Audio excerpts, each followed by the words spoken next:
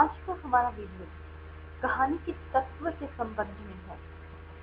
एक कहानी को सफल कहानी बनाने के लिए किन तत्वों की आवश्यकता होती है, उन तत्वों का अध्ययन हम आज के इस वीडियो में करेंगे। कहानी, जिससे हम सभी भली भांति वाकिफ हैं, हिंदी में गद्य लेखन की एक महत्वपूर्ण विधा है। 19वीं सदी में गद्य में एक नई विधा का विकास हुआ, जिसे कहानी के नाम से जाना गया। बंगला में इसे गल्प कहा जाता है। कहानी ने अंग्रेजी से हिंदी तक की यात्रा बंगला के माध्यम से की। मनुष्य के जन्म के साथ ही साथ कहानी का भी जन्म हुआ एवं कहानी कहना और सुनना मानव का आदिम स्वभाव बन गया। कहानी कहते किसे हैं? कहानी एक ऐसी रचना है जिसमें जीवन के किसी एक अंग का, किसी एक स्थिति का या किसी एक मनोभाव को प्रदर्शित करना ही लेखक का उद्देश्य रहता है। कुछ जो लोग हैं वो उपन्यास और कहानी में ज्यादा अंतर नहीं करते हैं। उनका ये मानना है कि कहानी के विस्तृत रूप को उपन्यास कह देते हैं, जबकि ऐसा नहीं है। कहानी और उपन्यास में बहुत अंतर है, दोनों अलग अलग विधाएं हैं। कहानी में जो है वो जीवन की किसी एक पक्ष का, किसी एक स्थिति का चित्रण होता है, जबकि उपन्यास में जीवन की समग्रता का चित्रण होता है, जीवन की व्यापकता का चित्रण होता है। दोनों ही कथा साहित्य के अलग अलग अंग हैं। तो आज हम जिस विषय पर अध्ययन कर रहे हैं वो हम पढ़ रहे हैं कहानी के तत्वों के संबंध में। तो कहानी के तत्वों में मुख्यतः 8 तत्व होते हैं। एक श्रेष्ठ सफल कहानी के लिए निम्नलिखित 8 तत्व अपेक्षित हैं, और ये 8 तत्व हैं: शीर्षक, कथावस्तु, चरित्र चित्रण, कथोपकथन, भाषा, शैली, वातावरण और उद्देश्य। अब हम इनको थोड़ा विस्तार पूर्वक पढ़ते हैं। सबसे पहले है शीर्षक। यह कहानी का न केवल प्राथमिक एवं महत्वपूर्ण उपकरण है, अपितु कहानी का दर्पण भी कहा जा सकता है।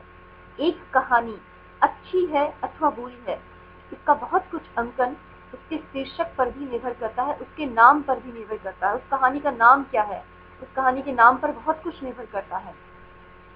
भाव अथवा अर्थ सूचकता के आधार पर शीर्षक के अनेक रूप हो सकते हैं। जैसे स्थान सूचक, किसी स्थान विशेष को लेकर के और शीर्षक दिया जा सकता है, जैसे प्रेमचंद की ईदगाह कहानी। इसी प्रकार से किसी घटना विशेष को लेकर, मतलब उस कहानी में कोई घटना मुख्यतः घट रही है, तो उस घटना को आधार बनाकर भी जो है वो उस कहानी का नाम दिया जा सकता है। जैसे जयशंकर प्रसाद की पुरस्कार कहानी। इसी प्रकार से कहानी का शीर्षक जो है वो कौतूहल पैदा करने वाला भी होना चाहिए, कौतूहलजनक। जैसे चंद्रधर शर्मा गुलेरी का कहानी का शीर्षक उसने कहा था व्यंग्यपूर्ण। आदमी की डायरी जो अज्ञेय ने लिखी है। अर्थपूर्ण, शीर्षक जो है वो अर्थपूर्ण होना चाहिए। इसके अलावा विषय के अनुकूल भी शीर्षक जो है वो होना चाहिए। ऐसा नहीं कि विषय कुछ और है और कहानी का जो नाम है बिल्कुल बेमेल है उस विषय से, उस कथा वस्तु से, तो इसमें दोनों में मेल बैठना चाहिए, विषय के बिल्कुल अनुकूल होना चाहिए कहानी का शीर्षक। अगला जो तत्व है वो तत्व है कथा वस्तु। यह कहानी का सर्वाधिक महत्वपूर्ण तत्व है। कहानी के शरीर में कथानक यानी कथा वस्तु हड्डियों के समान है, यानी कि कथानक या कथा वस्तु की रचना अत्यंत वैज्ञानिक तरीके से क्रमिक विकास के रूप में होनी चाहिए। एक अच्छी कथानक के लिए 4 प्रमुख गुण अपेक्षित होते हैं। सबसे पहले कथानक कैसा होना चाहिए? मौलिक होना चाहिए। मौलिकता, उसमें संभाव्यता, सुगठितता एवं रोचकता। रोचक भी होना चाहिए जो कथानक है, तो कहानी के अंदर की जो कथा वस्तु है, मौलिकता से तात्पर्य नवीनता से होता है। किसी भी अच्छे कथानक की 5 अवस्थाएं मानी गई है। सबसे पहला है आरंभ, कहानी का आरंभ, उसके बाद धीरे धीरे कहानी का विकास, उसके बाद मध्याह्न, उसके बाद में चरम सीमा और उसके बाद अंत।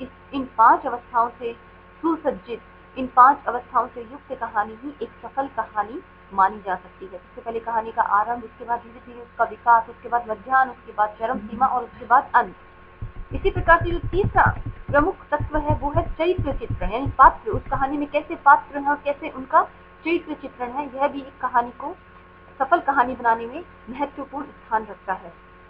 कथा वस्तु के बाद चरित्र चित्रण कहानी का अत्यंत आवश्यक एवं महत्वपूर्ण तत्व है। वस्तुतः पात्र कहानी के सजीव संचालक होते हैं। पात्रों के माध्यम से एक ओर कथानक का आरंभ, विकास और अंत होता है, तो दूसरी ओर हम कहानी में इनसे आत्मीयता प्राप्त करते हैं। जहाँ तक पात्रों के चयन का संबंध है, वे सर्वथा सजीव और स्वाभाविक होने चाहिए तथा पात्रों की अवतारणा कल्पना की धरातल से न होकर कहानीकार की आत्मानुभूति के धरातल से होनी चाहिए। यानी कि जो पात्र है वो कहानीकार की आत्मा से जुड़े हुए होने चाहिए, उनका कहानीकार से आत्मीय संबंध होना चाहिए उन पात्रों का। एकदम कल्पना के कोरे धरातल से उठाए हुए वो पात्र अगर होंगे तो उनसे न तो पाठकों का जुड़ाव हो पाएगा और न कहानीकार का तो जुड़ाव हो ही नहीं पाएगा। तो इसलिए जो है वो आत्मानुभूति के धरातल पर जो है वो पात्रों की अवतारणा करनी चाहिए। कहानी में पात्रों की भूमिका के आधार पर उन्हें 3 भागों में विभाजित किया जा सकता है। मुख्य पात्र, उसके सहायक पात्र एवं खल पात्र यानी खलनायक जो है वो उसके विरोधी जो है। इस तरह के वर्गीकरण से कहानी के नायक तथा उसके सहयोगी या विरोधी पात्रों का चित्रांकन किया जाता है। पात्रों के स्वभाव, उनके व्यक्तित्व तथा उनकी चिंतन प्रणाली के आधार पर कई विभाग किए जा सकते हैं, जैसे आदर्शवादी पात्र, यथार्थवादी पात्र, व्यक्तिवादी, मनोवैज्ञानिक, प्रतीकात्मक, ऐतिहासिक और पौराणिक पात्र आदि आदि। जहाँ तक चरित्र चित्रण अथवा पात्र योजना के गुणों का संबंध है, उसमें निम्नलिखित गुण होने चाहिए: अनुकूलता, मौलिकता, स्वाभाविकता, सजीवता, यथार्थता, सहृदयता तथा अंतर्द्वंदात्मकता। अगला जो महत्वपूर्ण तत्व है वो है कथोपकथन यानी संवाद योजना। जो पात्रों के बीच की संवाद योजना है वो भी एक कहानी को सफल कहानी बनाने में अपनी महत्वपूर्ण भूमिका का निर्वाह करती है। कथोपकथन कहानी का महत्वपूर्ण अंग है। यदि किसी कहानी में संवाद न होकर केवल वर्णन ही होंगे तो उस कहानी के पात्र अव्यक्त रह जाएंगे। केवल वर्णन अगर कर देगा कवि और पात्रों से कुछ नहीं बुलाएगा तो वो कहानी के जो पात्र हैं वो तो क्या रह जाएंगे, अव्यक्त ही रह जाएंगे तथा प्रभावशीलता एवं संवेदनशीलता नष्ट हो जाएगी। परंतु यदि केवल संवाद ही होंगे तो वह कहानी न रहकर क्या बन जाएगी, एकांकी या नाटक बन जाएगी। अतः कहानी में संवाद और वर्णन इन दोनों में उचित समन्वय होना चाहिए। कहानी में कथोपकथन का कार्य कथा को गति प्रदान करना, यानी वर्णन और संवाद इन दोनों में उचित समन्वय होना चाहिए। केवल वर्णन ही वर्णन नहीं होना चाहिए। केवल वर्णन ही वर्णन होगा तो कहानी के जो पात्र हैं उनसे पाठक जो है वो परिचित ही नहीं हो पाएंगे। वो तो पात्र हैं वो तो अदृश्य, वो तो मतलब गौण रह जाएंगे, है ना। और अगर केवल संवाद ही संवाद वर्णित होंगे तो वो कहानी न रहकर क्या हो जाएगी, एकांकी या नाटक बन जाएगी। इसलिए कहानी में वर्णन भी होना चाहिए आवश्यकता अनुसार और कहानी में कथोपकथन भी होना चाहिए, संवाद योजना भी होनी चाहिए। वर्णन और संवाद इन दोनों में उचित समन्वय होना चाहिए। कहानी में कथोपकथन का कार्य कथा को गति प्रदान करना, पात्रों की चारित्रिक विशेषताओं को स्पष्ट करना, भाषा शैली का निर्माण करना तथा कथा को रस की स्थिति तक पहुंचाना है। सफल कथोपकथन वे कहे जाएंगे जो स्वाभाविक एवं परिस्थिति के अनुकूल हो, जिनमें जिज्ञासा एवं कुतूहलता उत्पन्न करने की क्षमता हो। संक्षिप्तता एवं ध्वन्यात्मकता भी कथोपकथन के गुण माने जा सकते हैं। अगला है भाषा। भाषा कहानी का मूल तत्व है। भाषा वस्तुतः भावों की अभिव्यक्ति का माध्यम है। अतः भाषा के लिए आवश्यक है कि वह सहज, सरल एवं बोधगम्य हो। कहानी की भाषा ऐसी होनी चाहिए कि उसमें मूल संवेदना को व्यक्त करने की पूरी क्षमता हो। यानी कि जो कुछ कहानीकार व्यक्त करना चाह रहा हो वो भाषा उसे व्यक्त करने में पूरी तरह से समर्थ हो। वह ओज एवं माधुर्य गुणों से युक्त तथा विषय के अनुकूल हो। सफल भाषा के गुणों में प्रवाहात्मकता, अलंकारिकता, चित्रात्मकता, प्रतीकात्मकता आदि गुण प्रमुख माने जाते हैं। अगला है शैली। बाबू गुलाब राय के शब्दों में शैली का संबंध कहानी के किसी एक तत्व से नहीं वरन सभी तत्वों से है तथा उसकी अच्छाई एवं बुराई का प्रभाव संपूर्ण कहानी पर पड़ता है। कला की प्रेषणीयता प्रमुख रूप से शैली पर ही निर्भर है। वर्तमान समय में कहानी लिखने के लिए कुछ प्रमुख शैलियां जो प्रचलित है वो है ऐतिहासिक शैली, आत्मकथात्मक शैली, पत्रात्मक शैली, डायरी शैली, नाटकीय शैली, संवादात्मक शैली, स्वप्न शैली और संस्मरणात्मक शैली, रिपोर्टाज शैली, मनोविश्लेषणात्मक शैली। एक सफल शैली के लिए ये गुण अपेक्षित माने गए हैं: अलंकारिकता, प्रवाहात्मकता, रोचकता, व्यंग्यात्मकता, भावात्मकता तथा प्रतीकात्मकता। वातावरण, जो अगला तत्व है वो है कहानी कला का मेरुदंड है वास्तविक जीवन। वह वास्तविक जीवन देश, काल, जीवन की विभिन्न सत्य असत प्रवृत्तियों और परिस्थितियों से निर्मित होता है। इन तत्वों को एक साथ एक ही स्थान पर चित्रित करना कहानी में वातावरण उपस्थिति करना है। वातावरण भौतिक तथा मानसिक दोनों प्रकार का हो सकता है।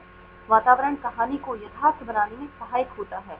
अतः कहानी जिस स्थान अथवा समय से संबंधित रहे उसका यथार्थ चित्रण उसमें होना चाहिए। देश, काल और वातावरण, यहाँ पर 7वां बिंदु ये भी लिख सकती थी, लेकिन कोई ना, आपको समझ में आएगा देश, काल और वातावरण कि वातावरण कहानी को यथार्थ बनाने में सहायक होता है।